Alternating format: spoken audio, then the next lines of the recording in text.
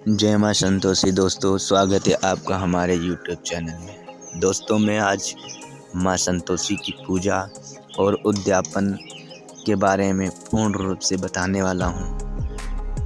दोस्तों, माँ संतोषी की व्रत पूजा के लिए माँ संतोषी के चित्र के सामने जल से भरे पात्र के ऊपर एक कटोरी में गुड़ और भुने हुए चने रखें। गुड़ चने की मात्रा अपनी सहूलियत के अनुसार कुछ भी रख सकते हैं। कम ज़्यादा का कोई विचार ना करें। जितना मन बढ़े, श्रद्धा और प्रेम से प्रसन्न मन व्रत करना चाहिए, क्योंकि माता संतोषी भावना की भूखी हैं। इस व्रत को करने वाला कथा कहने समय हाथों में गुड़ और भुने हुए चने रखें।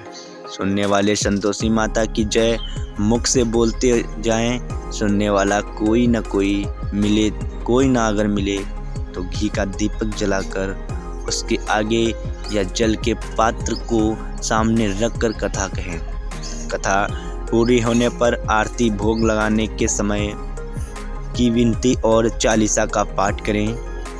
कथा समाप्त होने पर हाथ का गुड़ और चना गौमाता को खिलाएं, मतलब गौ माता को खिलाएं। कलश पर रखा गुड़ चना सबको प्रसाद के रूप में बांटें। कलश के जल को घर में सब जगहों पर छिड़कें। बचा हुआ जल तुलसी की क्यारी में सींच दें। और दोस्तों, ये रही हमारी पूजा की विधि। अब चलते हैं हम उद्यापन की ओर।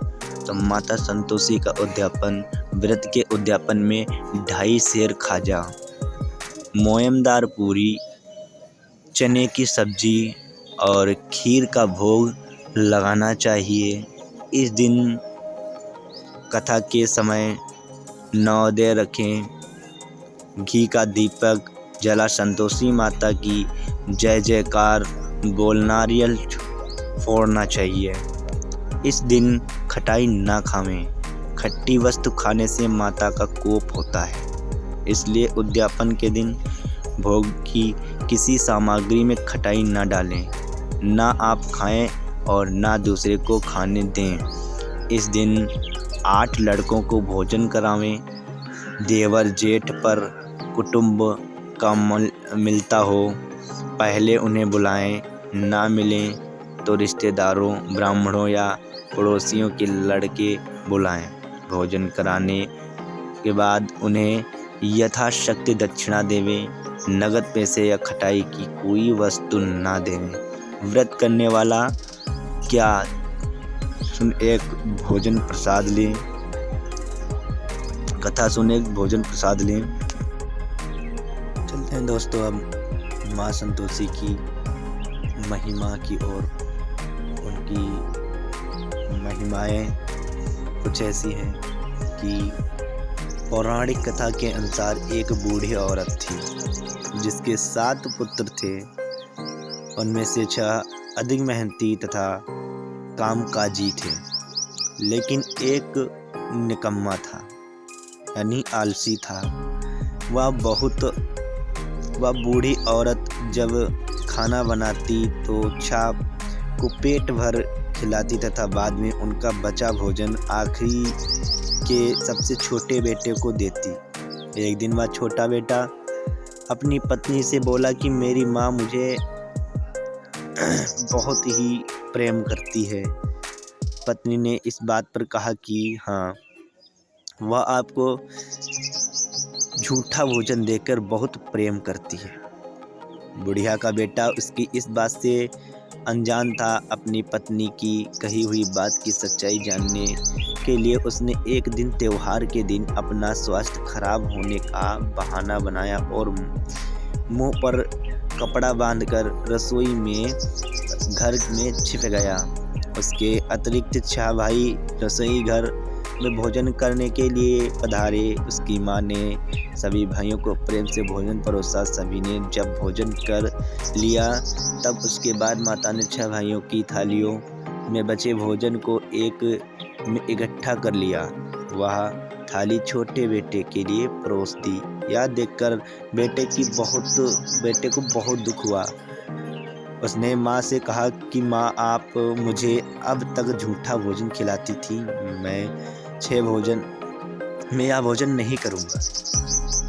मैं घर छोड़कर जा रहा हूँ।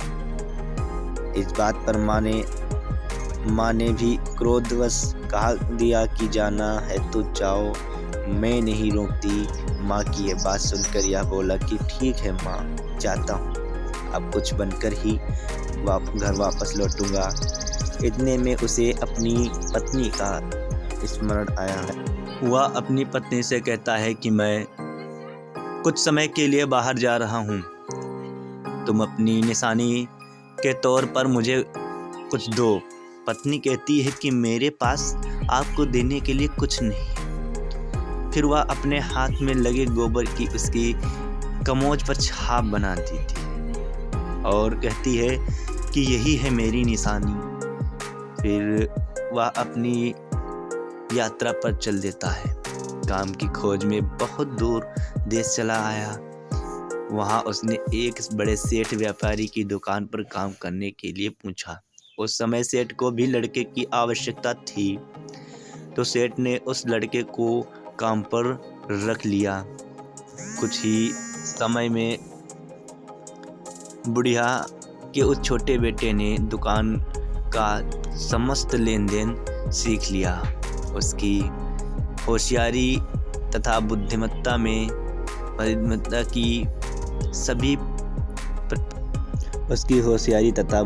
की सभी प्रशंसा करते रहे।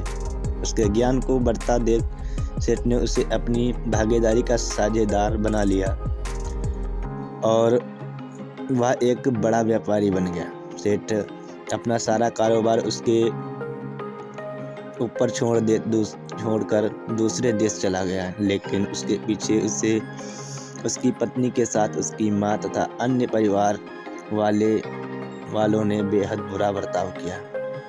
खाने पीने का भी उचित ढंग से नहीं दिया।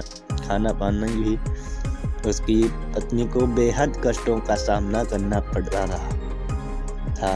एक दिन वह जंगल में लकड़ी चुनकर जा रही थी घर को, तो उसने रास्ते में मंदिर में कुछ औरतों को पूजा होते देखा। उसने कहा या मौजूद महिलाओं से व्रत का महत्व तथा विधि विधान पूछा। इस पर उस समूह में एक महिला ने बोली,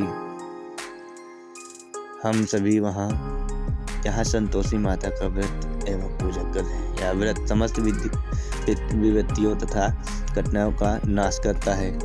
वह माँ संतोषी की पूजा करने लगी तथा माँ संतोषी ने उसके सारे कष्टों को हर लिया।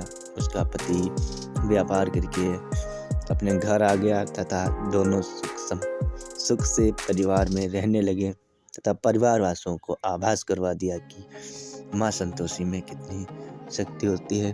तो भक्तों, मैं यही कहूँगा कि माँ संतोषी की महिमा का बखान करिए और माँ संतोषी का व्रत करिए। माँ संतोषी ही है जो आपके सारे कष्टों को हरेंगी। जय माँ संतोषी। अगर दोस्तों वीडियो अच्छा लगे तो वीडियो को लाइक करें और इसी तरह की महिमाओं का बखान सुनने के लिए हमारे चैनल को सब्सक्राइब करें तथा हमारा सपोर्ट करें। जय माँ संतोषी।